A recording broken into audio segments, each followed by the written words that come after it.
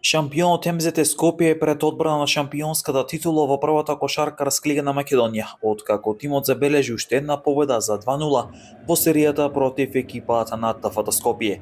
На вториот натпревар кој се играше во спортскиот центар Јане Сандански, кошаркарите на МЗТ Скопје со резултатот 87-82 беа подобри за 2-0 во серијата, а третиот меч од финалната серија е закажан за 29 мај, кој долку кој МЗТ Скопје го добие ќе одбране шампионската титула. Третиот натпор од финалната серија на плейофот ќе се игра во спортско-рекреативниот центар Кале во Скопје.